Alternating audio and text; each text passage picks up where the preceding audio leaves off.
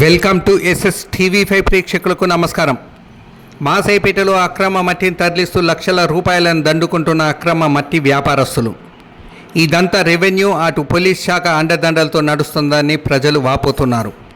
ఈ విషయమై సామాన్య ప్రజలు అక్రమ మట్టిని తరలిస్తున్న టిప్పర్లను అడ్డుకున్న సామాన్య ప్రజానికంపై మండిపడుతూ నువ్వేంటి మా బండ్లను ఆపడానికి అంటూ హుకుం జారీ చేస్తున్నారని ప్రజలు వాపోతున్నారు. పోలీస్ వాహనాలు నడిపే డ్రైవర్లు మొదలుకొని హోంగార్డులు, అధికార పార్టీ నాయకులు అంతా మావారేనంటూ సామాన్య ప్రజానీకంపై తిరగబడుతున్నారని విలేకరులకు సామాన్య ప్రజలు తెలిపారు. ఈ విషయమై పలుమార్లు అటు రెవెన్యూ ఇటు పోలీస్ శాఖకు విన్నవించిన పట్టించుకునే నాథుడు కరువయ్యాడని ప్రజలు వాపోతున్నారు.